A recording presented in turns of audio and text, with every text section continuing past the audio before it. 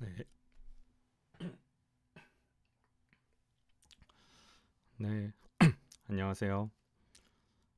어, 제 시간으로 지금 57분이 지나가고 있어서 딜레이를 생각해서 지금 시작하겠습니다. 오늘 드릴 말씀은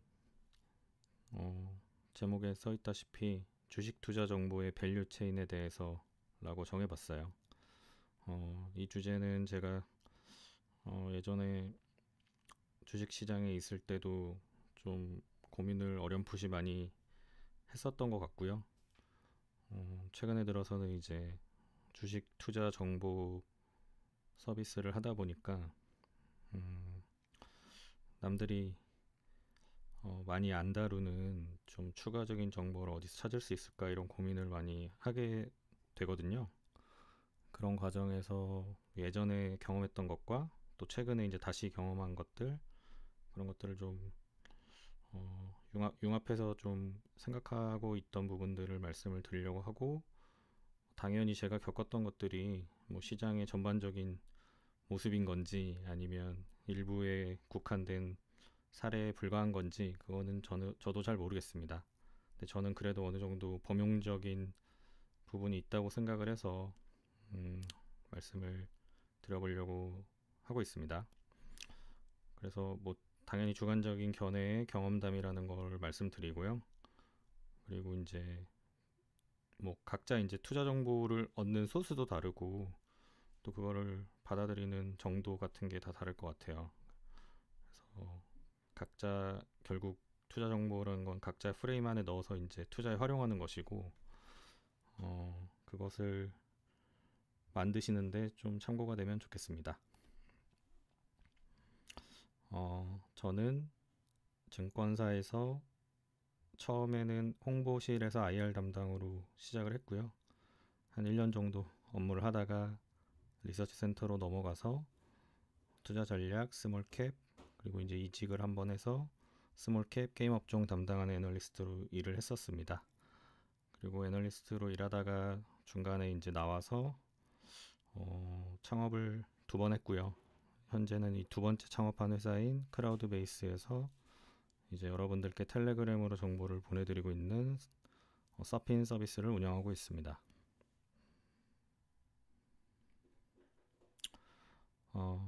주의해 주세요.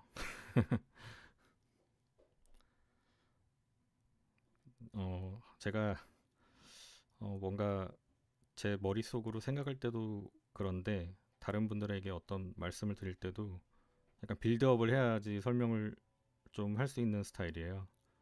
그래서 일단 주가는 왜 오를까로부터 좀 말씀을 시작해 보겠습니다. 뭐 다들 아시는 이야기죠. 주가가 내가 산 주가보다 어, 그 주가 이후에 이제 더 오를 것이란 기대를 가진 사람들이 나보다 뒤에서 계속 사주니까, 매수에 참여를 하니까 주가가 오르는 거죠. 반대로 내가 사고 나서, 사실 이런 경우가 더 많잖아요. 내가 사고 나서 주가가 내리는 이유는 내 뒤에 이제 와야 될 사람들이, 더 이상 기대를 가진 사람들이 별로 없어서, 또는 뭐 내가 산 가격보다 더 높은 가격에 사줄 사람이 없어서 이제 주가가 안 오르는 거죠. 심지어는 내리는 거죠. 그래서 앞에 음, 계속 기대를 말씀드렸어요. 그러니까 주가란 건 결국 어떤 기대감을 반영한다는 거죠. 지금보다 주가가 더 오를 것이라는 기대가 있어야 지금의 가격에 주식을 살 수가 있는 거죠. 근데 이 기대란 거를 잘 살펴보면 시장이나 또는 뭐 주식과 관련된 책들 또는 방송 이런 데서 이제 일반론적으로 얘기하는 뭐 회사의 가치나 주가라는 얘기랑 약간은 저는 다르게 해석을 하고 있어요. 여기서 이제 기대라는 거는 미래에 어떤 일이 일어날 예정이고, 또는 일어날 수도 있고 일어나지 않을 수도 있고, 근데 이제 그것이 일어나면 회사의 가치를 높여줄 것이다.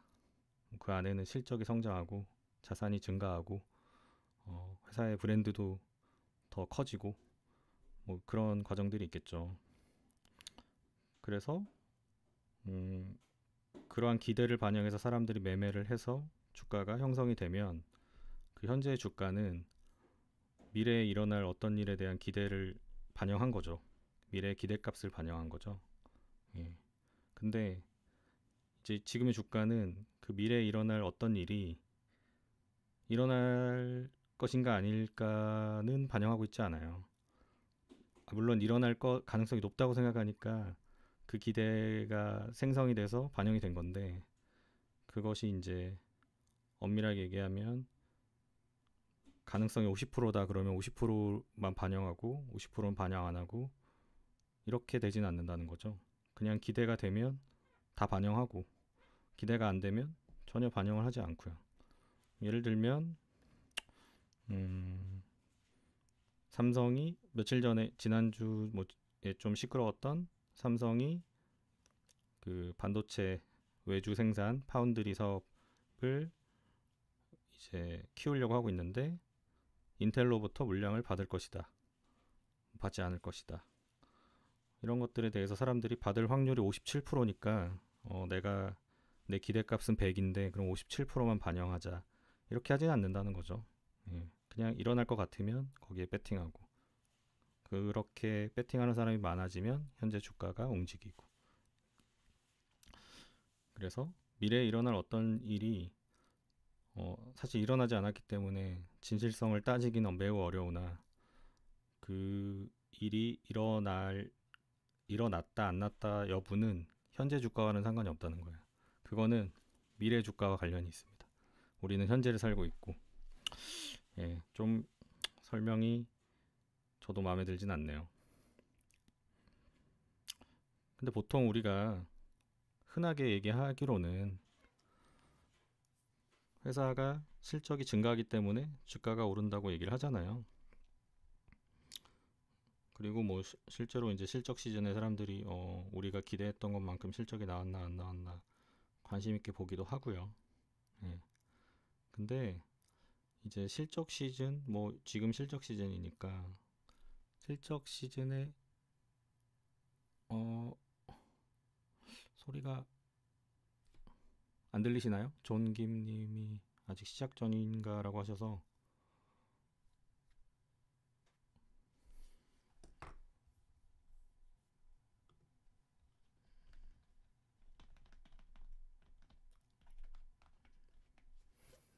아, 네, 들리신다고 하네요.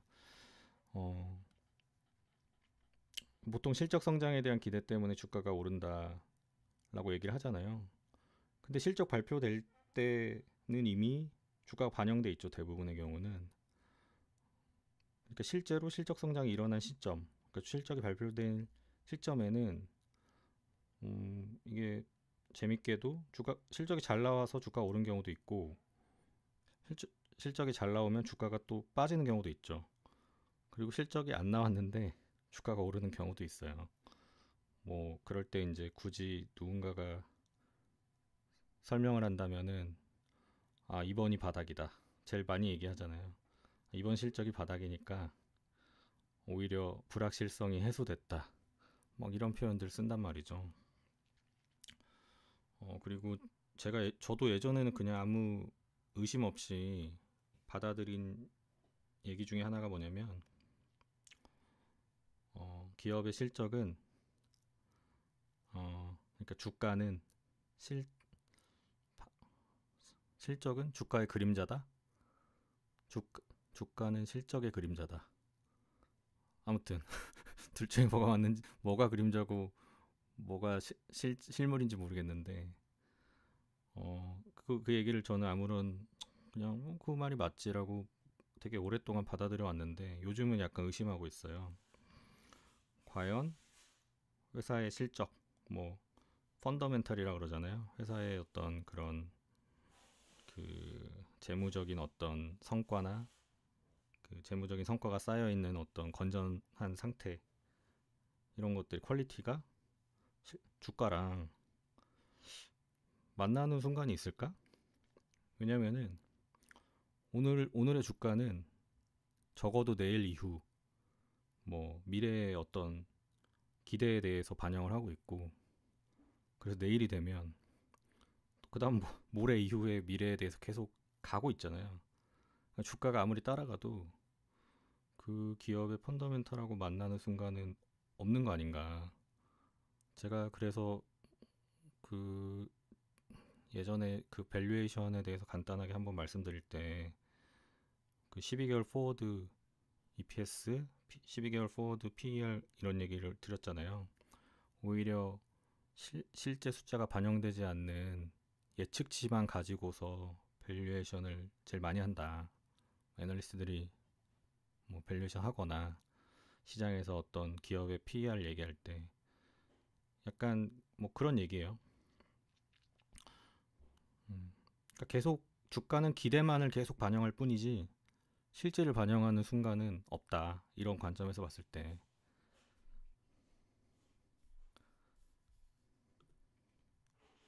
그래서 과연 우리가 맨날 뭐 저도 이제 텔레그램에 맨날 레포트 요약된 거 보내드리고 목표 주가 올라가고 내려가고 뭐 목표 주가 올리고 내리고는 이제 밸류에이션이나 이익 추정치 변화를 반영하는 것이고, 그런 펀더멘탈한 어떤 퀄리티를 계속 찾아가는 게 주식 투자의 본질일까? 그러니까 기업의 실적을 잘 예상하는 게 주식 투자의 본질일까? 아니면은 그 처음부터 계속 말씀드린 것처럼 기대값, 그 기대값도 계속 변할 거 아니에요. 이 기대값을 계속 관찰하는 게, 물론 그 기대값은 그 기업의 실적을 예상하는 거에서 오는 거죠. 근데 그거 자체를 바라보는 게 아니라 그거를 바라보는 사람들을 바라보는 거예요. 시장이나 대중의 기대가 어떻게 움직이는지 그걸 바라보는 데 집중하는 게 더 맞는 얘기가 아닌가라는 생각을 최근에는 더 강하게 하고 있습니다. 근데 그렇게 이제 얘기가 되면 누군가는 이 기대값을 조작하고 싶은 욕망이 있을 것 같아요. 그 제가 1월 한 달 동안 그 주로 텔레그램인데, 뭐 텔레그램에는 뉴스도 있고 리포트도 있고 뭐 애널리스트 커멘트들도 있고, 그 다음에 시장 참여하는 개인 투자자들이 거기에 또 공유하시는 너무 많은 정보가 있잖아요. 소음도 있고. 근데 이제 가짜 뉴스가 엄청 많았어요. 1월에는. 그래서 제가 그냥 따로 텔레그램 채널을 혼자서 하나 만들어서 그 가짜 뉴스들 다 모아놓고 있거든요. 누가 거짓말 제일 많이 했는지 나중에 한번 뽑아보려고. 근데 이제 이거를 뭐 언젠가는 제가 공개를 한번 할 건데, 근데 조금 애매한 부분이 있어요. 예를 들면 막 아시는 분은 아시겠지만 넥슨이 그 빗썸, 암호화폐 거래소 빗썸을 인수하는 딜을 하고 있다. 이런 기사가 나면서 빗썸과 관련된 회사들 주가가 막 엄청 올랐거든요. 막 상한가까지 가까이 가고. 그런데 뭐 사실은 아니더라 하고 이제 이게 아니라고 하는 기사가 또 나왔고, 그날 오후에 심지어는 또 기사가 나왔어요. NC소프트도 참전한다. 그러니까 또 다시 주가가 오르고, 그리고 또 NC소프트가 부인하고. 그래서 이게 둘 다 가짜 뉴스로 저는 일단은 저장을 해놨는데, 제가 지난주에 또 어디서 들어보니 또 그게 가짜가 아닐 수도 있다라는 얘기를 또 들었거든요. 그러니까 아직 진행 중이다. 이게 아직 뭔가 확정된 결과가 나오기 전에는 뭐 가짜인지 아닌지는 아직 모르는 거죠. 그 현대차 그룹이 애플하고 같이 애플카를 만들 것이다. 이것도 현대차도 애플도 어, 그것을 컨펌해 준 적은 없지만 정말 많은 주식들이 관련해서 주가가 엄청 움직였었죠. 근데 진짜인지 아닌지는 아직 몰라요. 근데 어쨌거나 그 기대를 이제 많은 사람들이 반영해서 주가가 엄청 올랐잖아요.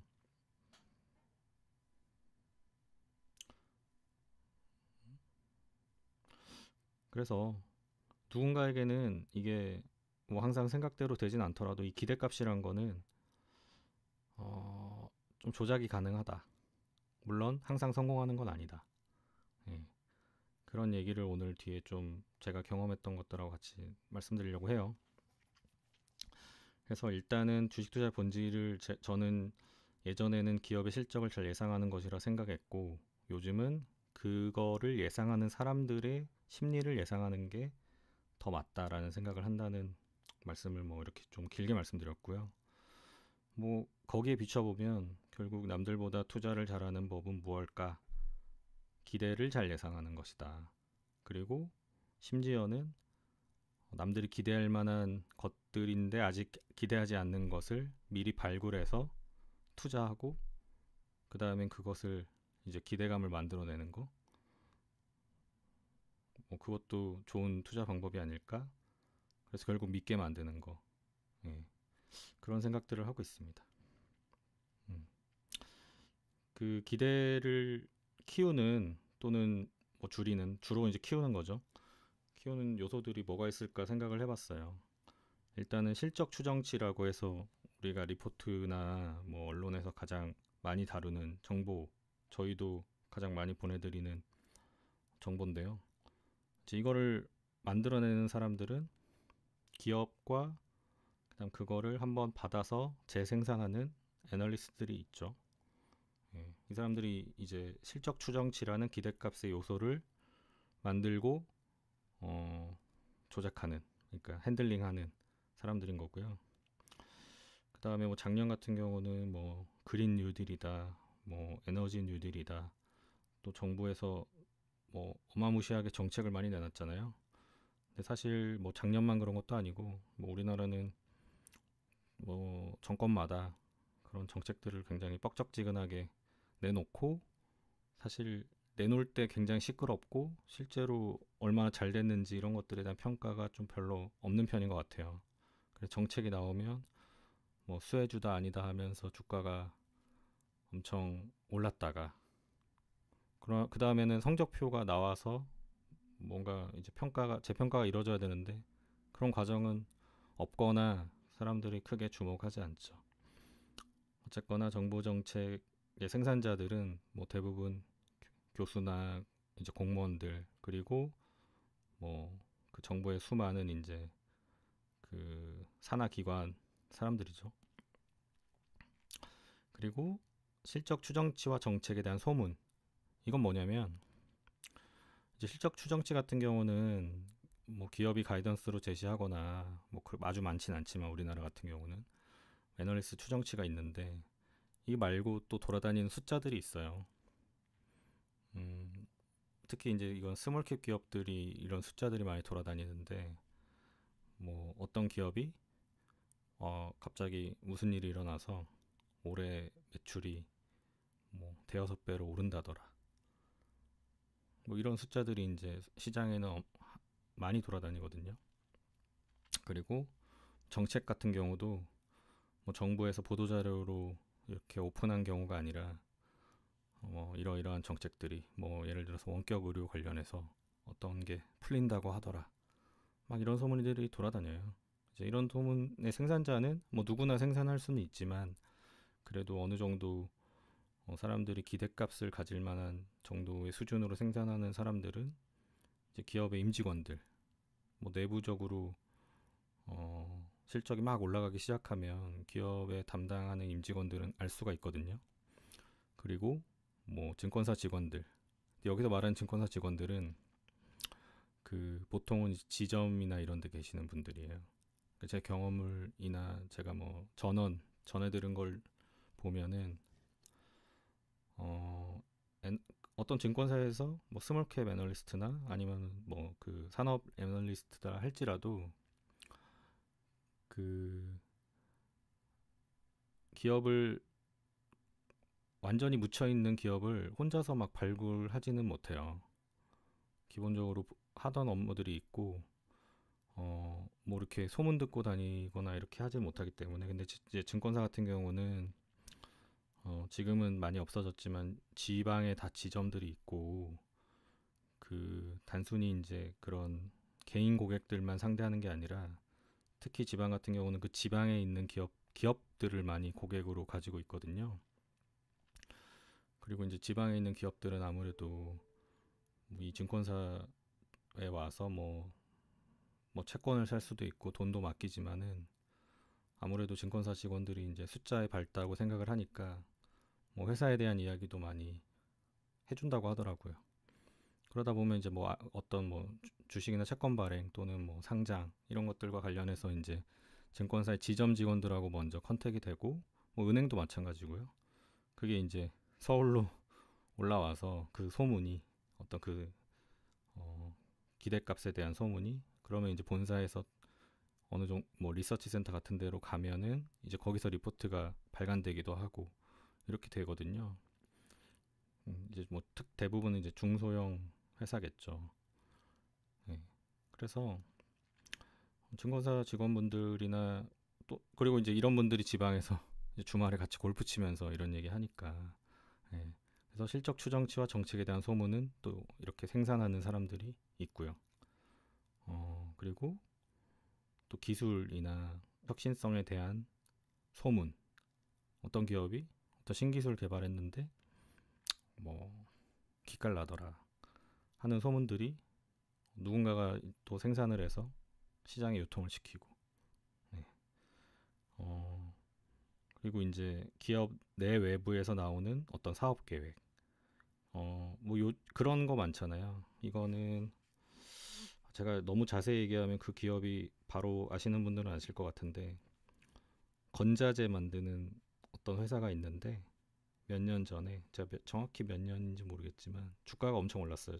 뭐 작년 올해 자회사로 2차 전지 소재 만드는 회사를 인수를 했어요. 그리고 그 회사랑 거래하는 거래처는 이제 그 회사 사장님이 그런 회사 인수했다라고 막 이렇게 자랑을 많이 하셨다 그러더라고요. 운동하시면서. 네. 뭐 주식도 좀 사라 이런 식으로. 그래서 결국은 나중에는 이제 이게 시장에 퍼져서, 그리고 이제 최근에 리포트도 나왔더라고요. 그래서 이제 주가가 엄청 올랐는데, 그 전에 이미 이제 그 바닥에서는 그 기대감이 막 퍼져가고 있었던 거죠. 그래서 뭐 이런 경우는 대주주이자 경영진 그리고 그들의 지인으로에게 이제 이런 기대값들이 막 퍼져 나가는 거죠. 그래서 우리가 단순히 이제 시장에서 좀 약간 정식 유통되는 기대값 요소들이 있고, 그 다음에 이제 비품으로 유통되는 그런 기대값 요소들이 있는 것 같아요. 물론 이제 비품으로 유통되는 기대값 요소들이 정보로서 가치는 더 있는 것 같습니다. 그게 더 빠르고요. 그게 이제 정제되고 더 많은 사람들이 이해하는 형태로 가공이 되면서 시간은 더 흐르고 주가는 더 올라가 있고, 뭐 이렇게 되는 거죠. 그래서 제가 그냥 제 머릿속에 시장에서 어떻게 정보가 만들어져서 유통되는지에 대해서 한번 그려봤어요. 제가 뭐 이거를 옛날부터 그리고 있었던 건 아니고, 제가 오늘 이걸 하면서 제가 생각했던 걸 딱 그리니까 못생겼지만 이런 모양이 나오더라고요. 자, 설명을 좀 드리면, 노란색이 그 서로 어떤 베네핏을 제공하는 겁니다. 노란색이. 그리고 가운데 있는 게 저예요. 개인 투자자. 그리고 제가 호구 물음표라고 해놨는데 호구일지도 모릅니다. 한번 말씀드려 볼게요. 이제 밑에 언론이 있고요. 위에는 자본시장 관계자들이 있습니다. 여기는 중개업자인 증권사도 있고, 그 이제 기관 투자자, 자산운용사, 뭐 자문사, 이런 바이사이드도 있고요. 뭐 자본시장에도 이제 개인 투자자들이 있죠. 그리고 상장 기업이 있고 왼쪽에, 오른쪽에 그 상장 기업들의 기존 주주들이 있습니다. 일단 나의 입장에서 먼저 말씀을 드리면 나는 증권사에 거래 수수료도 내고 펀드 가입하면 이제 기관 투자자들한테도 수익원이 되어주는 거죠. 그래서 자본시장에는 제가 많진 않지만 나름의 페이를 하고 있어요. 언론사에는 물론 종이신문을 돈 주고 구독하는 사람은 요즘은 많지 않지만 저희 집은 하나 봅니다. 어쨌거나 우리가 트래픽을 일으켜줘서 언론사들이 광고로 수익을 만들 수 있게 해주죠. 예. 그리고 진짜로 우리가 이 언론을 얼마나 보는지는 모르더라도 어쨌거나 이 대중들이 언론을 주목하니 기업들은 언론에 광고를 하는 거죠. 협찬도 하고. 그리고 제가 오늘 그래서 이렇게 협찬도 하고 광고도 내고 아마 우리나라 언론은 대부분의 수익원은 이제 기업으로부터 올 거예요. 꼭 상장 기업이 아니더라도 대부분 기업으로부터 올 겁니다. 협찬 또는 광고. 그리고 여기에 대한 반대급부가 있죠. 언론은 기업에 이제 도와주죠. 마케팅도 도와주고 보도자료를 기사화시켜줘서 도와주고 또 뭐 특히 우리나라 이제 최근에 이재용 부회장 건을 보면 그 친기업적인 언론사들이 많이 있잖아요, 우리나라에는. 그러니까 아무래도 여러 방면으로 이제 서로 주고받습니다.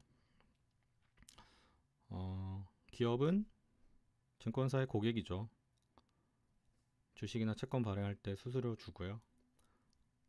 그리고 자본시장, 뭐 증권사나 기관 투자자는 기업의 자금 조달을 도와주는 역할을 하죠. 또는 기관 투자자들은 투자를 해주는 거고요. 둘이 서로 주고받는 게 있어요. 상장 기업과 언론도 주고받는 게 있고, 그리고 자본시장하고 언론도 굉장히 가깝습니다. 제가 일단 뭐 HTS에 언론사들 기사 들어간 거 다 공짜가 아니라 돈을 받고 이제 언론사에 페이를 하고 있고요. 뭐 그런 식으로 협찬도 많이 하고요. 증권사들이 베스트 애널리스트 뽑으면 그거 잡지 나오면 거기 특히 보면은 이제 그 증권사들 광고가 꽤 실려 있어요. 네. 그리고 요즘 코로나 때문에 조금 힘들겠지만 예전에는 그런 행사를 많이 했어요. 네. 그리고 언론은 그 엄청나게 많은 시황 뉴스들이 있죠. 하루에도 수백 건, 수천 건 쏟아지는 시황 뉴스 또는 상품 관련된 소개, 기사인지 광고인지 헷갈릴 때도 있는 이런 것들을 통해서 도와줍니다. 그 증권사 여직원들이 판넬 들고 있는 사진을 많이 보셨죠? 그게 이제 보도자료를 받아서 이제 기사화 시켜주는 거거든요. 이런 관계가 있고요. 그 다음에 이제 기존 주주, 여기는 뭐 대주주도 있고요. 어쨌거나 나보다 먼저 상장기업 주식을 들고 있는 사람들이에요. 이 사람들은 당연히 자본시장의 고객이기도 하고, 나는 이 사람들이 들고 있는 주식을 이 사람들보다 뒤늦게 사줌으로써 주가가 부양하는데 도움을 주죠. 나는 작년에 IPO 열풍이 있었잖아요. 상장기업이 올라오면 열심히 주식을 사줍니다. 자금 조달을 도와줍니다. 이건 언론에 대해서는 아까 말씀드렸고요. 그리고 자본시장에 아까 말씀드렸습니다. 수수료로. 그리고 우리가 받는 건 뭔가? 뭐 결론적으로는 이 고민이에요. 우리는 어떤 것들을 받고 있는가?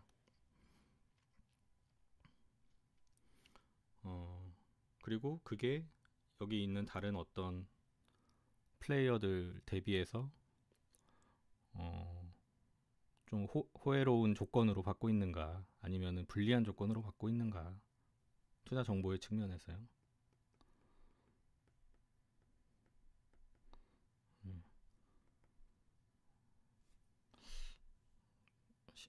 저는 뭐 유리한 조건으로 받고 있다라고 말씀드리기는 쉽지는 않을 것 같습니다. 자, 어떤 호재 뉴스가 있어요. 이거 예를 하나 딱 들면 좋을 것 같은데, 음, 뭘로 할까요? 음, 이게 형태는 되게 다양할 것 같은데 그냥 대표적인 형태 두 개를 그려봤습니다. 일단은 어떻게 보면 가장 정상적인 이 정보의 유통 방식은 뭐 기업에서 어떤 정보가 나오죠. 어떤 정보가 생산돼요. 예를 들어서 뭐 LG화학이 자회사인 LG 에너지 솔루션이 이제 올해 상장도 하고 호재가 많잖아요. 뭐 한 1조 정도의 추가 수주를 어, 하게 되는 어떤 호재가 있어요. 그러면 당연히 상장 기업으로서 언론에 보도자를 뿌리고 증권사나 IR을 통해서 뭐 애널리스트나 아니면은 펀드 매니저들한테 IR을 해서 알리고, 예. 이제 언론하고 증권사는 정보 교환이 굉장히 활발한 편입니다. 그래서 서로 이제 언론에서는 증권사 애널리스트한테 전화해서 이제 코멘트 따고 또 뭐 같이 식사하다 보면 서로 이제 알고 있는 거 정보를 교환하기도 하는 경우가 많거든요. 이게 이제 주식시장으로 들어가서 뉴스가 되는 거죠. 호재 뉴스. 그러면 주가가 이렇게 올라가는 거죠. 여기서 이제 우리들이 기대값을 막 기대감을 가지고 반영을 해서 주가를 올라가게 하는 거죠. 네. 근데 음, 이게 이 정보가 생산되고 유통되는 이 방식이 어떻게 보면 가장 일반적인데 반대로 움직이는 경우가 있습니다. 누군가가 여기서 이제 이것도 어떤 누군가예요. 누군가가 먼저 언론사나 증권사에 A라는 기업이 뭐 한대, M&A 한대, 또는 뭐 중국에서 엄청나게 투자받는데 이런 소식을 알려주면 먼저 주식시장으로 이게 가요. 증권사에서는 뭐 상장사에도 뭐 당연히 이제 IR 쪽에 체크가 들어가겠죠. 예. 근데 그래서 주식시장에서 주가가 먼저 올라요. 뭐 상장 기업은 주식시장에서 주가가 오르니까 내부에서 이거 왜 우리 회사 주가가 갑자기 왜 오르지? 여기서 전화하면 이제 다른 데서 전화하면 제가 물어보고 싶은데요. 왜 오르나요? 이렇게 하는 경우가 있어요. 음. 근데 알고 보면 여기 이제 물음표 있는 게 대주주 또는 뭐 우리가 개인 투자자분들이 되게 좋아하는 어떤 세력. 저는 만난 적이 없지만 이런 사람들이 이제 이렇게 정보를 유통시켜 가지고 주가를 올리는 경우가 어, 스몰캡의 경우는 굉장히 많습니다. 자기 회사가 그 회사 내부에 있는 사람들이 몰라요. 왜 오르는지. 근데 뭐 주가 올라서 사실 IR 담당자도 그렇고 뭐 임원들도 그렇고 뭐 나쁠 건 없잖아요. 예. 그래서 이제 문제가 되진 않지만 이 정보가 음, 개인 투자자들한테도 어떤 사람은 빨리 증권사 다니는 친구한테 들어서 빨리 알게 되고 어떤 사람은 나중에 뭐 기사 나오고 아니면 주식시장에서 찌라시 돌고 그래서 이제 아주 나중에 알게 돼서 사면 이제 그게 이제 회사도 모르는 진실이니까 사실이 아닐 가능성도 많거든요. 그럼 이제 물리는 거죠. 그리고 예, 또 언제 그런 일이 있었냐는 듯이 정보는 이제 지나가고 주가는 내려가겠죠. 어, 이게 제가 예전에 그 두 번째 방송했을 때 주식회사의 라이프 사이클 설명할 때 그렸던 그림인데요. 이제 주식 시장만 바라보시는 분들은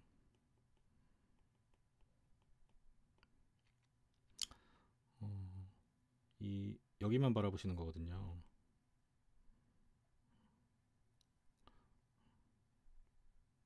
그래서 뭐 예를 들어서 방금 상장한 지 한 달 된 회사다.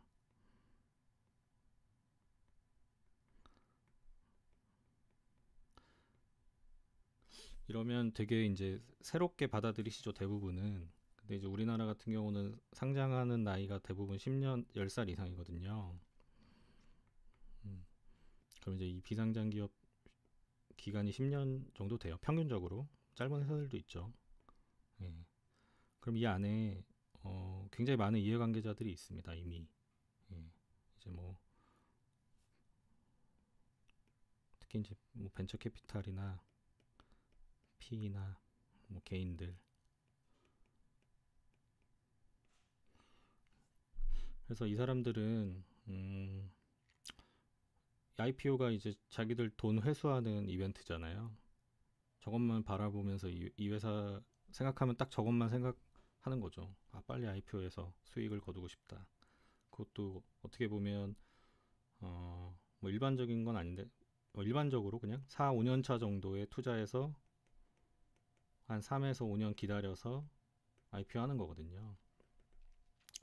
예. 그러니까 굉장히 뭐 주식 시장에서 주식 투자하는 관점에서 보면 굉장히 긴 세월을 이제 기다려서 큰 수익을 거둬야 되는 거예요, 이 사람들은. 그래서 사실 이, 이 물음표에 해당되는 사람들이, 그러니까 저런 거를 할 수 있는 사람들이 이런 사람들이에요. 그러니까 뭐 IPO 했다고 해서 다 팔고 나갈 수도 있지만은 또 일부 주주로 남아 있거든요. 회사가 아주 작았을 때부터 관계를 맺었기 때문에 굉장히 돈독한 관계를 유지할 가능성이 높죠. 네. 음, 그래서 이 회사에 대한 어떤 회사도 어떻게 보면 회사 내부 사람들도 잘 모르는 정보들을 시장에 유통시켜서 뭐 다 그렇다는 건 아니고요. 그렇게 하려는 니즈가 있는 경우가 있습니다. 음, 음, 제가 그냥 두 가지 제가 겪었던 사례를 말씀을 드려볼게요. 일단 하나는 3D 프린터 테마주였어요. 이게 이제 회사는 자기들이 그 테마주인지 모르는 이 회사는 저기 인천에 있고요. 삼성전자 반도체에 장비 납품하는 회사예요. 큰 회사 아니에요. 작은 회사예요. 시총이 뭐 작을 때는 1,000억이 안 됐기도 했고 지금 최근에 얼마인지 모르겠어요. 요즘 반도체가 다 좋으니까. 근데 이제 이 회사 같은 경우는 제가 이제 어떤 사람들하고 같이 탐방을 가게 됐어요. 단체로. 그래서 가서 이제 거기 IR 부장님하고 미팅을 하는데 이제 같이 가신 분들이 그때가 언제냐면 한 5년 전이에요. 한 6년 전이에요. 한 7년 전인가? 6, 7년 전이에요. 그래서 막 3D 프린터가 막 그 뭐 CES 같은데 나왔겠죠? 막 이렇게 나와가지고 그 막 이렇게 미래 되게 유망한 기술이다. 막 이렇게 부각되던 시기거든요. 근데 뭐 사실 지금 6, 7년 지난 지금도 뭐 3D 프린터가 그때 막 얘기된 것처럼 아직 이렇게 널리 쓰이거나 뭐 집집마다 한 대씩 있거나 그러진 않잖아요.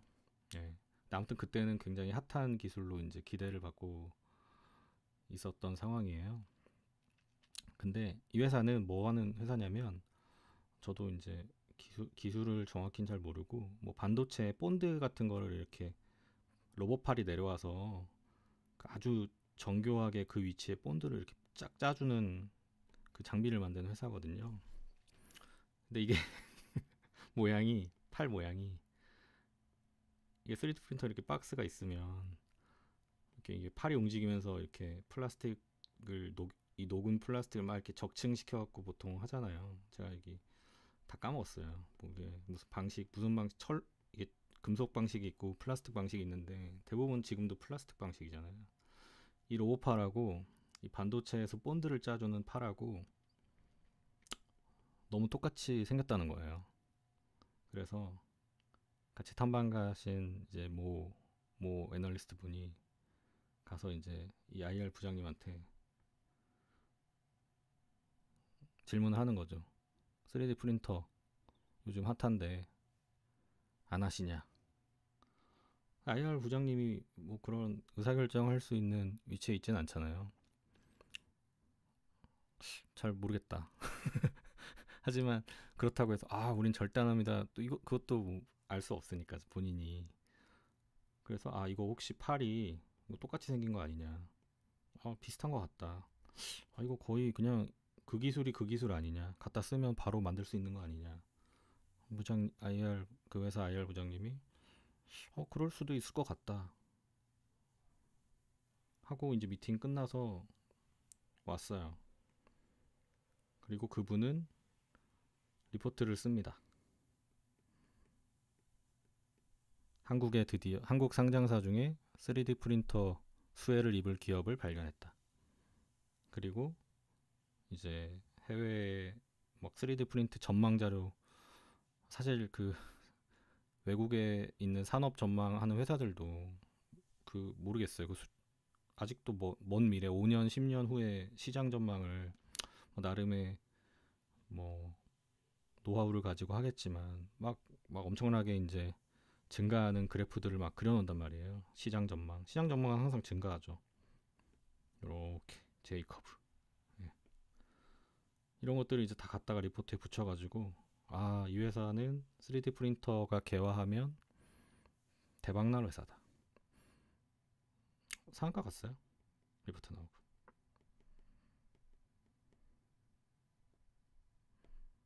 상한가 가고 뭐 아무튼 꽤 올랐습니다. 네. 회사는 IR 부장님만 아는 거죠. 아니 도대체 왜 우리가 3D 프린터 회사지? 직원들이 담배 피면서 아마 이게 뭔 소리야? 이렇게 했을 거야 아마. 근데 뭐 어쨌거나 이렇게 됐어요. 그리고 나중에 뭐 당연히 이제 다 반납했죠. 예. 이런 사례들이 있고요. 또 하나는 이거는 뭐 제가 좀 지울게요. 두 번째는 제가 뭐 직접 연루된 건 아니지만 거의 풀 스토리를 들어서 알고 있는 이야기인데 음. 자, 어떤 상장사예요. 다 상장사 얘기죠. 상장사인데 여기는 외국 회사인데 우리나라에 상장돼 있습니다. 지금 아마 상장 적격성 실질 심사에 들어가 있을 거예요. 저는 최근에 그걸 보고 아직도 상패 안 됐구나라고 생각을 했는데 그 당시에 홍콩에 가서 어떤 새로운 사업을 하겠다고 하면서 기자분들을 다 데리고 홍콩에 같이 갑니다. 그리고 뭐 당연히 같이 관광도 하고 술도 먹고 재밌게 2박 3일 또는 3박 4일을 이제 노는 거죠. 그리고 제가 듣기로는 2일째인가 3일째인가 이제 아침에 호텔의 컨퍼런스 룸을 빌려서 신사업 계획 발표를 해요. 그 의자에는 그 회사 사람들하고 같이 간 이제 기자분들이 다 앉아 있고 앞에서 그 회사 임원이 발표를 하는 거죠. 그리고 이분들이 이제 인터넷에 다 연결돼 있으니까 이제 여기서 발표한 거 그대로 기사를 다 송부시켜요. 한국으로. 그러면 이게 네이버 뉴스, HTS에 여러 언론사 발로 따라라락 뜨면서 그 회사 주가는 당연히 상한가를 가요.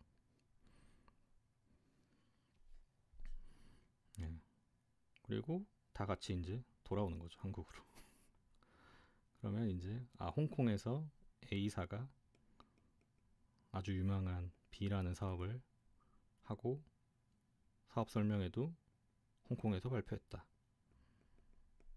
이렇게 기사가 뭐 길지도 짧지도 않은 기사가 HTS에 도배가 되면서 주가는 올라갑니다. 그리고 개인 투자자분들은 뭐 사야죠. 기대감이 생겼는데. 예. 그리고 이 회사는 작년에 이 B라는 사업과 전혀 상관없는 마리화나 사업을 한다고 그러다가 최근에는 상장 적격적 실제 심사를 받는다는 공시를 제가 본 것 같아요. 네. 네, 그렇습니다.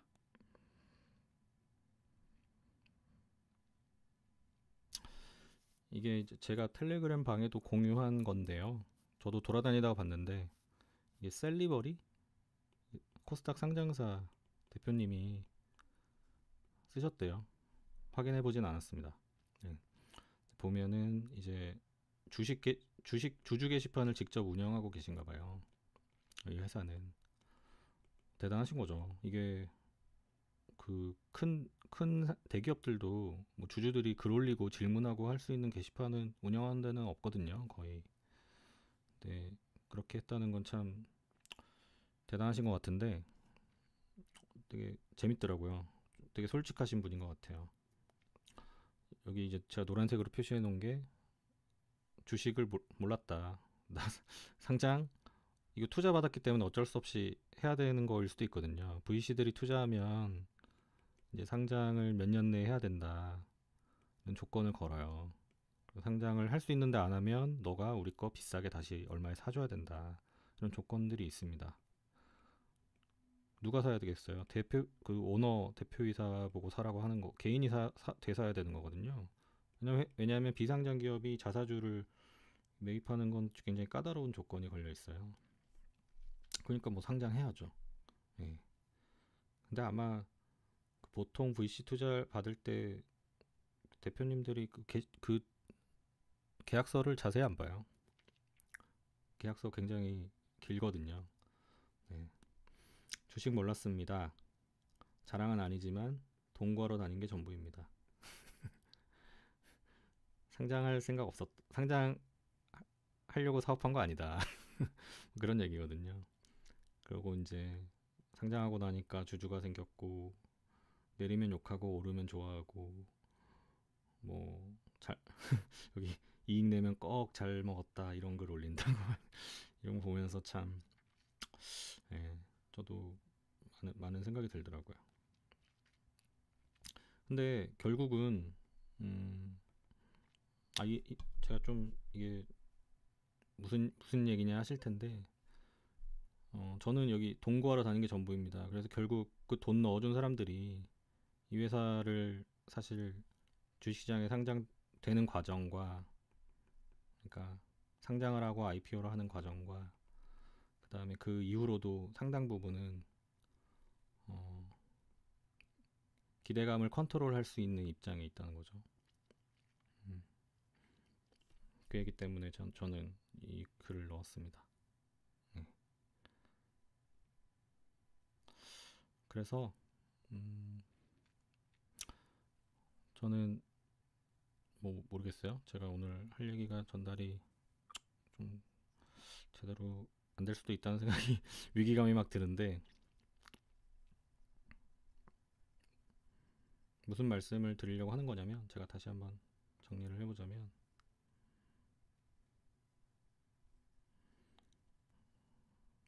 음, 위에 걸로 보겠습니다.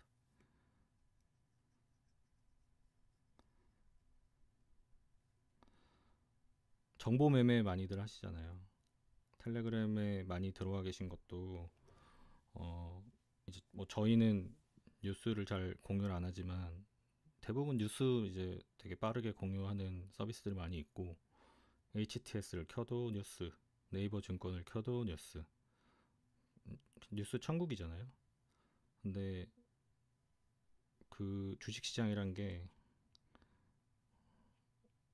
어떻게 보면 기대값으로 모든 게 해결되는 주가가 좌우되는 시장이다 보니까 뉴스가 중요하죠.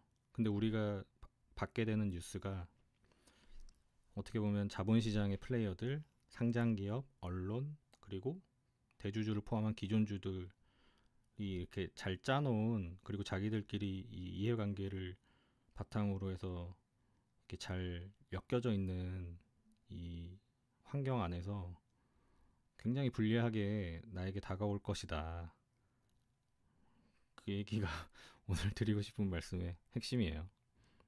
그래서 그거를 그냥 너무 쉽게 받아들이고 따라가고 투자 의사결정에 반영하고 나의 투자를 이끄는 기대감에 포함시키는 것은 이게 위험하다.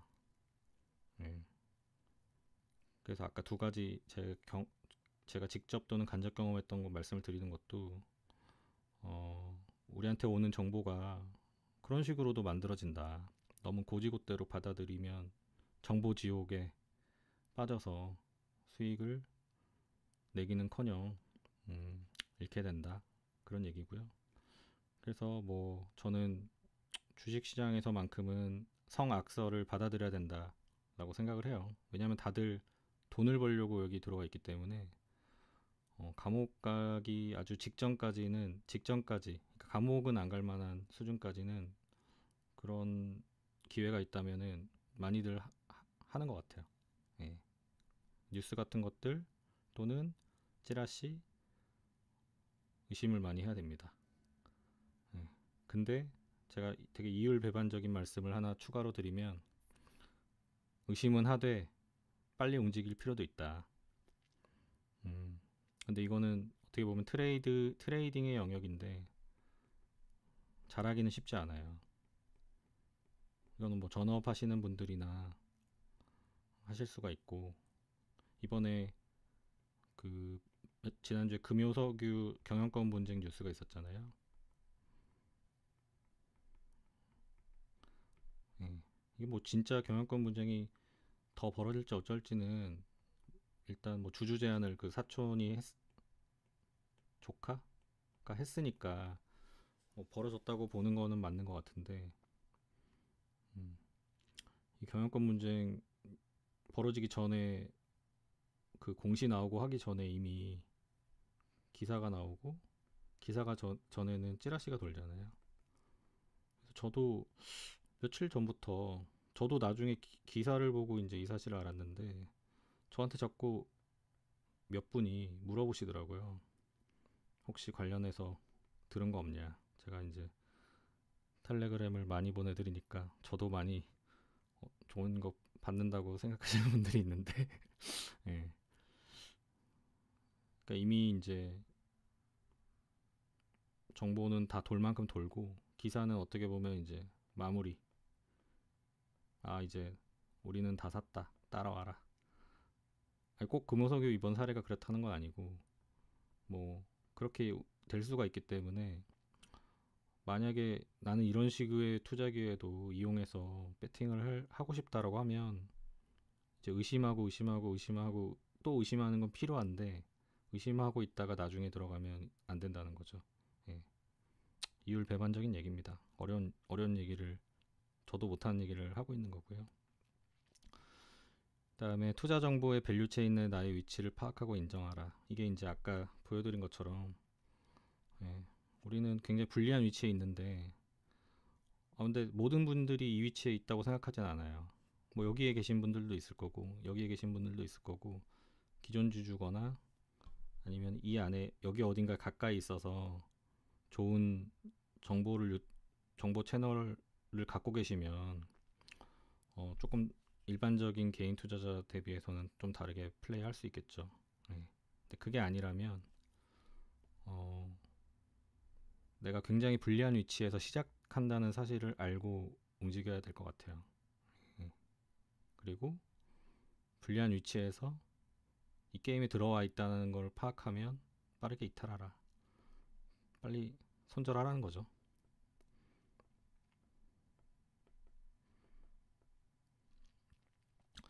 네. 그 모르겠어요. 저도 이제 주식 광고를 엄청나게 받고 있는데 하루에 대여섯 개씩 차단을 하고 있는데, 좀 많이 오는 메시지 중에 하나가 세력의 평단가를 알려주겠다, 이런 메시지가 많더라고요.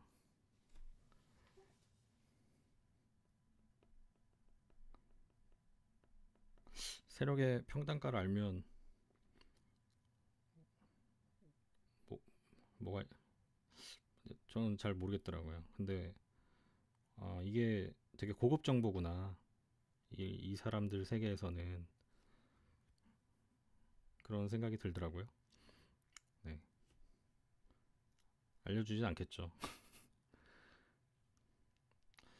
어, 저 저도 그래서 저의 이 밸류 체인의 불리한 위치 때문에 이거 어떻게 극복할까 굉장히 많은 고민을 하고 있습니다. 네, 저도 뭐 한 명의 개인 투자자로서 돈을 벌고 싶은데 어떻게 극복하지? 그래서 지금 제가 운영하는 사업의 궁극적인 목표는, 어차피 투자자들이 움직여야 주가도 움직이고 주가의 방향이 결정되는 거잖아요. 결국 대부분의 다수의 투자자가 움직이는 방향으로. 그래서 모든 투자자 뇌에다가 센서를 달자. 그래서 그거를 매수를 버튼 누르려는 의도를 센싱해서 내가 먼저 사면 되지. 그러면 성공한 주식 투자가 될 수 있겠다. 네, 이거는 농담이고요. 그 제가 어떤 정보를 받으면 그게 뭐 애널리스트 리포트건, 그냥 정상적으로 작성된 기사건, 공시건, 뭐 아니면 찌라시건, 아니면 누가 나한테 귀뜸해준 정보건 간에, 이 정보는 누가 만들었을까? 주식시장에서 의도 없이 만들어지는 정보는 없다고 생각하거든요. 하다못해 우리가, 제가 이제 홍보실에도 있었었잖아요. 그 보도자료 있잖아요.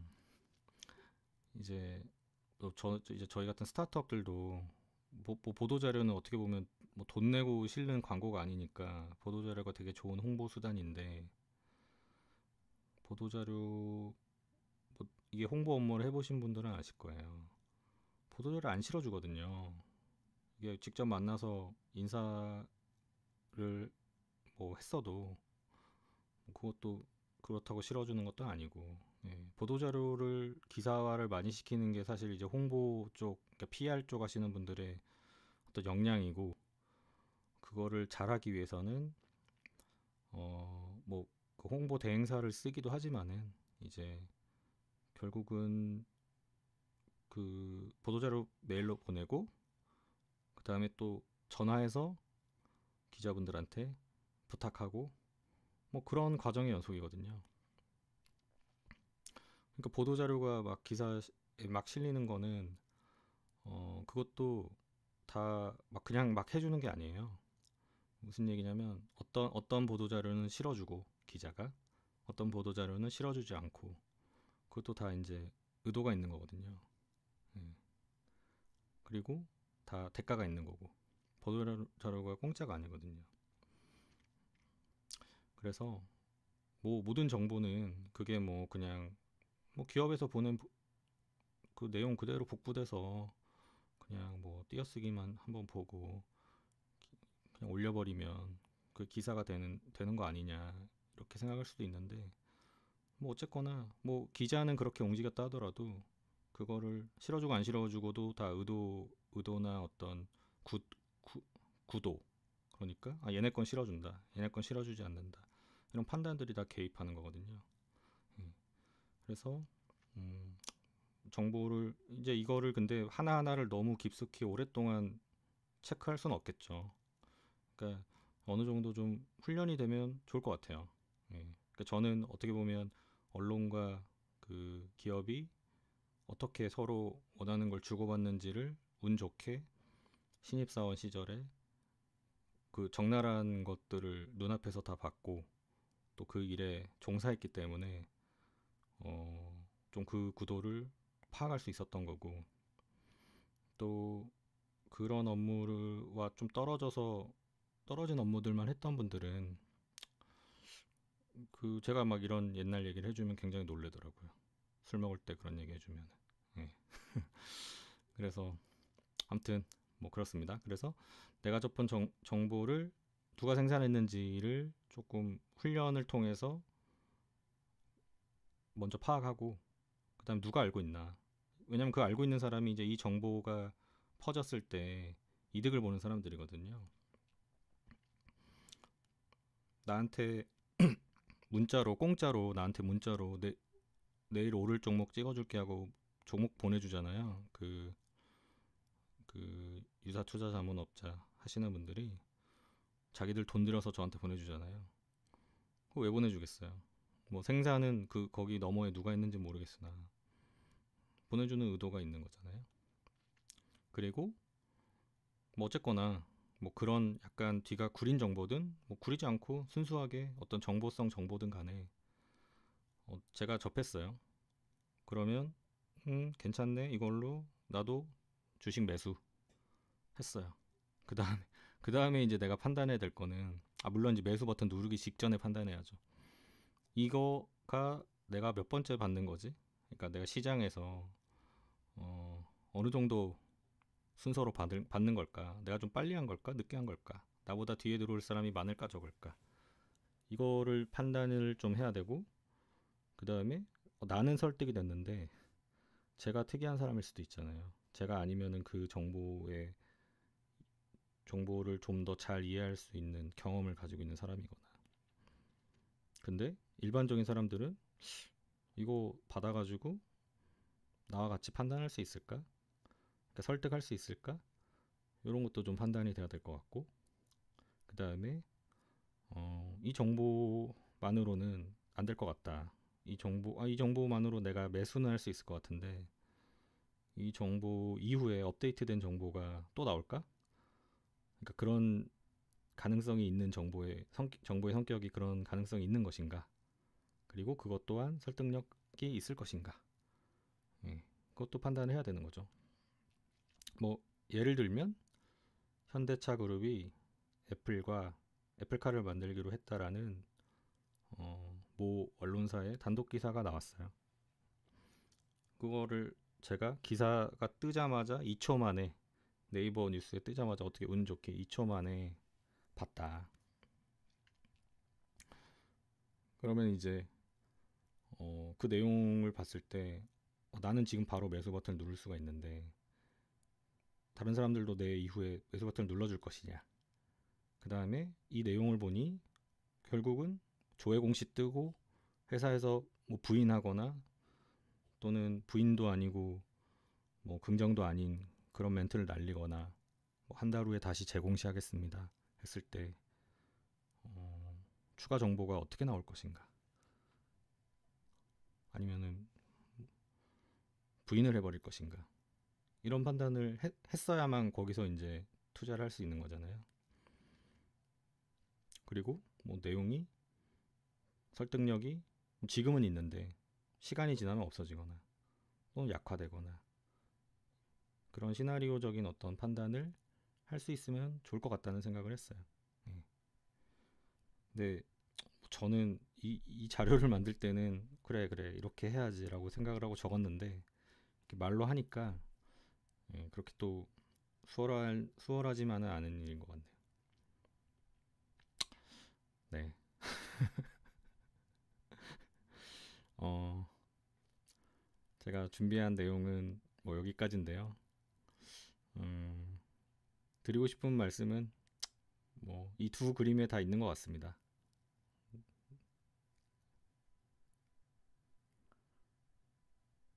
혹시 제가 오늘 한 얘기 중에 조금 뭐 하시고 싶은 말씀이나 궁금하신 게 있을까요?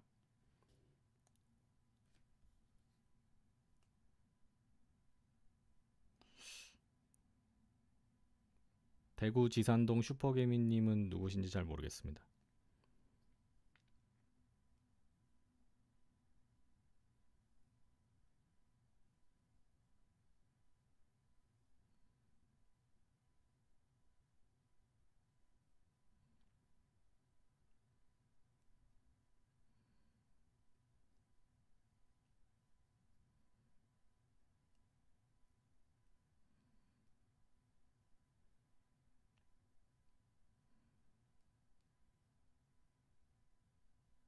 네, 그러면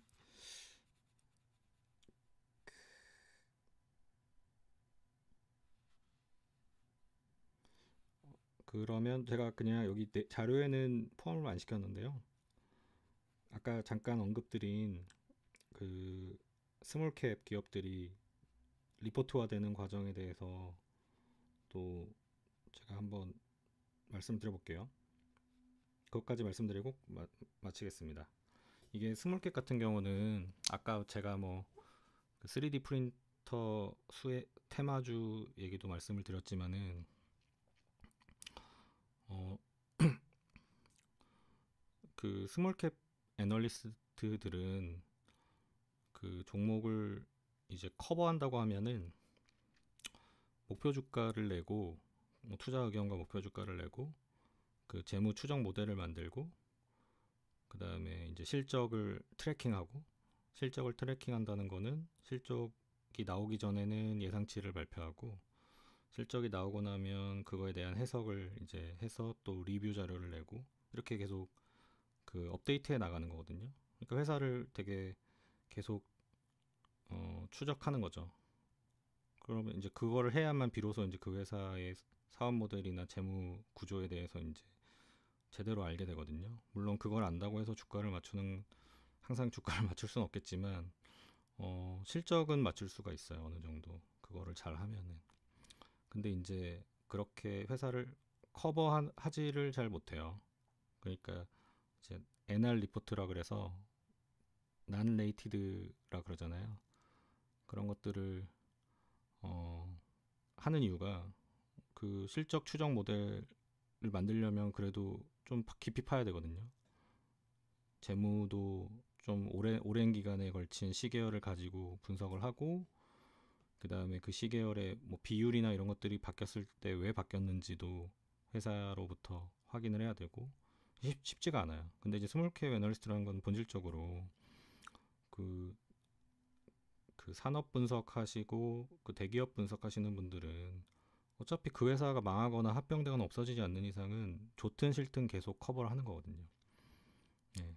그게 제가 지난 시간에 말씀드린 것처럼 그게 이제 우리나라 뭐 코스피 200이다 이런 그 전체를 그러니까 코스피 200을 추종하는 뭐 펀드나 대부분의 대형 펀드들 중에 지수를 따라가는 펀드들은 뭐 좋은 기업만 담고 안 좋은 기업은 안 담고 이런 구조가 아니라 그냥 이 시장을 대표하는 종목을 다 담고 있거든요. 2천 몇백 개를 그 다 담을 수가 없으니까 200개로 그거를 그냥 비슷하게 만드는 거예요. 그러니까 거기에 대응을 해줘야 되기 때문에 좋든 싫든 뭐 좋은 기업이든 나쁜 기업이든 계속 리포트를 내는 거고 근데 또 커버를 하는 거고 근데 커버를 한다고 해서 또 셀 안 좋다고 셀 보고서를 못 쓰니까 다 최소한 안 좋으면 홀드 이상의 투자 의견을 가져가는 거고 그렇게 돌아가는 거거든요. 근데 이제 스몰캡은 그게 아니라 그냥 오를 만한 기업 발굴해서 빠르게 시장에 알리고 이제 그 모멘텀이 소멸되면 또 다른 기업으로 넘어가고 예. 그래서 완전 다른 플레이를 한다고 저는 생각을 하거든요. 그러니까 이제 NR 리포트가 주로 NR 리포트를 많이 내고 그러니까 이제 추정치도 사실 의미가 없어요. 그냥 재료가 중요한 거죠. 이 기업 리포트 왜 쓰냐?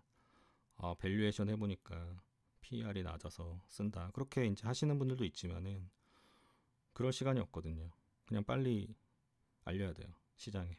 그래서 그게 내 종목이 돼야 돼. 예. 그래야 그게 궁금한 펀드 매니저들이 저한테 전화해서 물어보거든요. 그리고 투자에 성공하면 칭찬받는 거고 그게 이제 유능한 스몰캡 애널리스트가 되는 거거든요.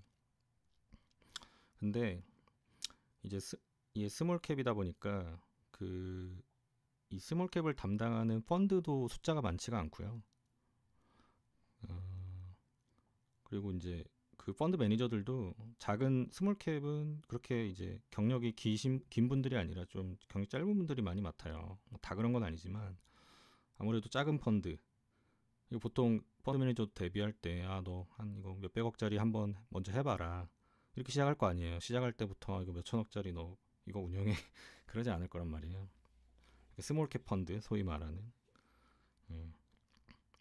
그리고 뭐 지금이야 개인 투자자분들이 대형주도 막 많이 관심 가지시고 투자하시지만 왕년에는 개인들은 다 코스닥에 이제 중소형주를 많이 하셨죠. 전통적으로.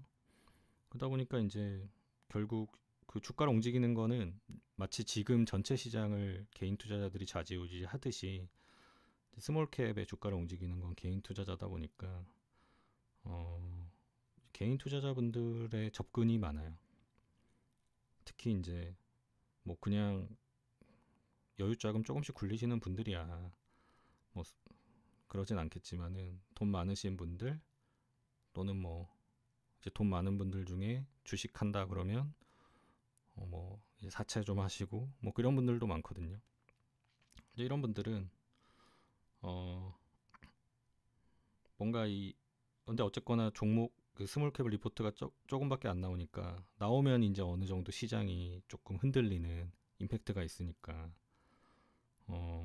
스몰캡 애널리스트를 만날 니즈가 생기는 거예요. 그래서 그리고 스몰캡 애널리스트들도 그런 분들을 뭐 안 만날 이유는 없고 만나자고 하면은 예. 그래서 이제 만나면 뭐 또 많은 뭐 골프도 치고 밥도 먹고 술도 먹고 하다 보면 주식하는 사람들이 무슨 얘기 하겠어요. 주식 얘기하는 거죠. 예. 그러니까 그런 분들이 이제 아까 얘기한 이 물음표에 있는 분들인 거고 스몰캡을 기준으로 보면 이, 이 물음표에서 만들어내는 그런 정보들을 던져주거든요. 아 이거 회사 좋은데 한번 가봐라. 왜 안 가냐? 내가 거기 대표랑 잘 아니까 내가 소개시켜 줄게. 예. 그래서 이제 그렇게 리포트 뭐 근데 이제 보니까 나쁘지 않고 또 이 스토리가 있는데 스몰캡 애널리스트 같은 경우도 그거를 물론 크로스 체크할 수 있는 수단들은 크로스 체크를 하겠지만 결국은 다 회사에서 얘기하는 대로 이제 리포트가 구성될 수밖에 없거든요. 예, 그러면 이제 리포트가 나오고 주가가 빵 올라가면 그 소개시켜주는 분들은 해피해지고 뭐 경우에 따라서는 엑시트도 할 수 있겠죠. 그런데 이제 대중 우리 개인 투자자분들은 이게 리포트 안 나오던 종목이 갑자기 리포트가 나와서 읽어보니까 매력적이네 해서 이제 사면 이제 뭐 그러고 더 오를 수도 있어요. 예전에 지금 리더스 코스메틱인가? 예전에 산성 LNS라는 종목이었는데 뭐 그렇게 되고 나서도 한 10배 갔거든요. 근데 그런 경우는 아주 뭐 흔치 않은 경우들이고 예. 뭐 그렇게 좀 소비되는 경우들이 있습니다. 그래서 제가 지난번 애널리스트 관련해서 말씀드렸을 때 조금 스몰 하우스의 스몰 캡 리포트는 의심하고 또 의심하라 라고 예, 말씀드린 이유가 그렇게 이제 정보의 어떤 대중들을 끌어들이기 위한 유통 채널로 활용되는 경우가 어쩌다가 있어요. 예, 그래서 그런 것들 좀 조심하셔야 되고 제가 그 일을 할 때는 그런 게 어딨어라고 저도 생각을 했는데 지금 와서 생각해 보니까 그런 게 있었던 것 같아요. 뭐 제가 그랬다는 얘기는 당연히 아니고요. 예, 주변에 이제 그런 유혹들도 굉장히 많았었던 것 같고, 예, 그렇습니다.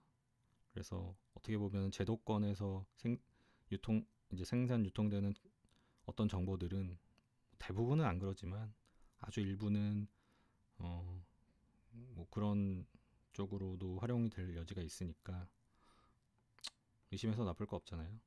예. 그리고 이게 애널리스트들만 그런 게 아니에요. 지금 권용욱님께서 올려주신 말이 맞는데요. 애널리스트는 어쨌거나 글만 써야 되는 게 아니라 숫자도 만들긴 해야 되잖아요. 그리고 애널리스트가 관계자가 뭐라고 얘기했다 이렇게는 쓸 수가 없거든요.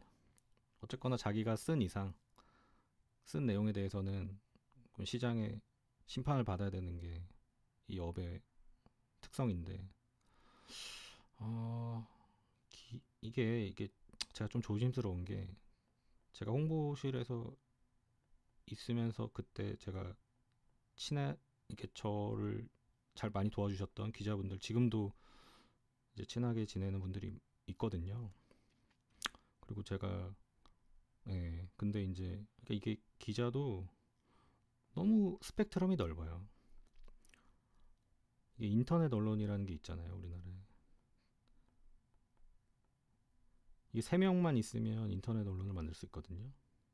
그리고 네이버 다음에만 들어가면 똑같은 조건으로 그 정보를 유통시킬 수가 있잖아요. 예를 들면 매일경제는 기자가 뭐 몇백 명이니까 뭐 몇백 배 더 많이 실어주고 이런 게 아니란 말이죠. 3D 프린터 테마주라고 치면 매일경제 기사는 위에 올려주고 3명짜리 인터넷 언론은 밑에 실어준다. 이런 게 아니라 어쨌거나 뭐 어떤 논리로든 간에 나름의 알고리즘으로 기사를 유통시켜 주잖아요. 그러다 보니까 코스닥 기업은 그냥 예를 들면 전환사채 만기 돌아온다. 이거 주가가 빠져버리면 전환사채 사간 사람들이 주식으로 안 바꿔가고 야 이제 원금 갚아라. 주가도 별로고 짜증나네. 원금 갚어. 이자도 내고 이러면 이제 회사는 안 그래도 돈 없어서 돈 꿔갖고 사업하고 있는데 현금이 필요해지잖아요. 이러면 당연히 자연스럽게 우리 회사 좋은 거 있는데 왜 이렇게 시장이 안 알아주지? 야, 우리 좀 좋은 거 소식 좀 알리게 기사 좀 실어줄 수 있는 데 좀 찾아보자. 되게 자연스럽게 이제 그런데 이제 메이저 회사가 좀 작고 또 그 좋아질 것 같은 스토리 자체가 빈약하면 기사의 가치가 아니라 그냥 관계로 기사를 실어줄 만한 대신에 이제 좀 큰 데들은 잘 안 하겠죠. 그러면 이제 이런 3명짜리 인터넷 언론사에 손을 빌 수밖에 없는 거예요. 그리고 똑같은 정보가 많으면 우리가 조금 그래도 이름 있는 언론사 기사를 보면서 이제 구분을 하는데 어, 어떤 제가 회사 이름 자꾸 얘기할 것 같은데 A사는 리포트도 없고 기사도 거의 없는데 갑자기 되게 섹시한 내용의 기사 하나가 빵 떠가지고 HTS의 그 종목 주가 차트 옆에 뉴스란에 딱 그 기사가 있다. 근데 그 내용이 되게 좋다. 그럼 이제 막 텔레그램으로 돌 거 아니에요. 그러면 주가가 움직이죠. 예. 그래서 예. 인터로조 혈당 측정 렌즈, 뭐 그런 거는 사람들이 매력적으로 받아들일 수 있는 기대감을 주기 충분한 뉴스가 되잖아요. 그러면 이제 사실인지 아닌지 아니면은 저게 내년에 나올지 5년 후에 나올지 뭐 인허가는 어느 정도 진행됐는지 명확하지 않더라도 또 급한 마음에 이제 저 내용은 전 잘 모르니까 저 인터로조 얘기하는 건 아니고요. 예를 들어서 그렇게 들어가서 물리는 경우가 매우 많겠죠.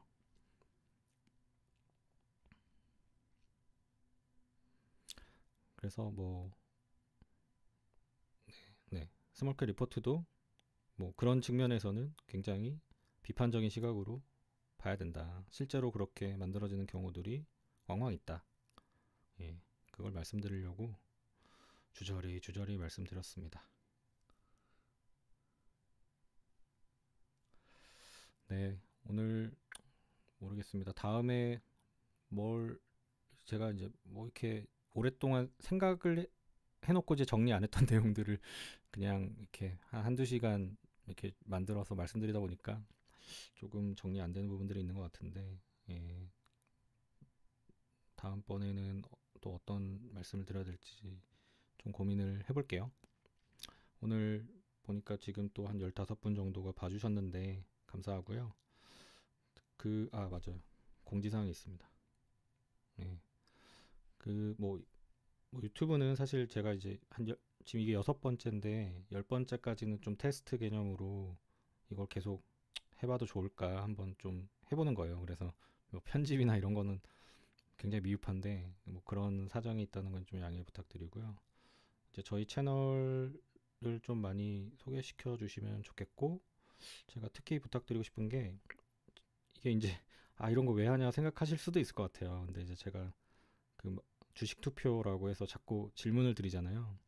근데 진짜 아까 말씀드린 것처럼 투자자들 머릿속에 센서를 심으면 이 결과를 가지고 투자할 수 있다면 저는 되게 잘 될 거라고 보거든요. 근데 심을 수가 없잖아요. 그래서 그거를 어떻게 하면 심는 것과 가장 가깝게 갈 수 있을지 뭐 시도해보는 과정입니다. 그래서 투표를 뭐 제안도 해주시고요. 제가 구글 폼에다가 입력해 주시면은 좀 너무 간단한 내용은 제가 바로 못 보내드리고 조금 그래도 어느 정도 투표가 구성되는 내용 보내주시면 제가 지금 하고 있거든요.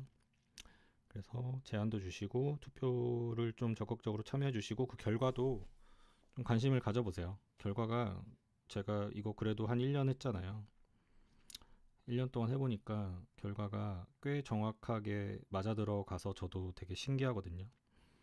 뭐 100%는 아니지만 그래도 꽤 정확해요. 그러니까 우리 텔레그램 채널에 계신 분들이 뭐 이렇게 많게는 한 500에서 800까지 답을 해주시고 적게는 뭐 한 2, 300분 정도 답을 해주시는데 그것만 가지고도 결과가 굉장히 나쁘지 않습니다. 경험을 제가 1년 동안 지켜본 바에 의하면은. 그래서 투표를 저도 재밌게 최대한 만들 테니까 참여를 열심히 해주시고요. 저희가 지금 인력이 되게 적어요. 그리고 하고 싶은 건 많고 또 해야 되는 건 많아서 원래 이제 개발자이신데 뭐 이런 주식 투자나 데이터 관련해서 조금 사이드 프로젝트로 해보고 싶으신 분 있으면 연락 주시고, 리서치도 이게 이제 단순 업무부터 이제 어느 정도 재무나 기업 분석 경험이 필요한 업무까지 다양하게 니즈가 있습니다. 단순한 것도 있어요. 정말 그냥 데이터를 수집하고 붙이고 하는 것도 있는데, 예, 그래서 뭐 이런 거를 그냥 파트타임 편하신 시간에 가능한 시간만큼 뭐 해보실 의향이 있으시면 연락 주시면은 제가 말씀 나눠서 또 저희 뭐 당연히 이제 유료로 예, 진행하고 싶어요. 그래서 좀 같이 만들어가는 컨텐츠를 어, 저는 더 선호하고요. 네. 연락은 저희 텔레그램 방 채널 정보를 보시면 제 이메일이 있습니다. 예, 제 이메일로 보내주시면 거기 뭐 연락처 남겨주시면 제가 전화를 드리거나 아니면은 텔레그램 아이디 하나 남겨주시면 제가 채팅으로 말씀을 나눌게요. 네, 오늘 내용은 여기까지 하겠습니다. 다음 주에도 뭐 한 최소 2번 정도 라이브 진행할 예정이고요. 어, 좀 리포트를 선별해서 읽을 만한 걸 알려줬으면 좋겠다라고 말씀 주신 분들이 몇 분 계세요. 그래서 어, 좀 그런 거를 정기적으로 좀 해나가려고 준비는 하고 있습니다. 그래서 그거는 준비되고 있고 다른 거 필요한 거 있으면 말씀해 주세요. 네, 오늘 여기서 마치겠습니다. 감사합니다.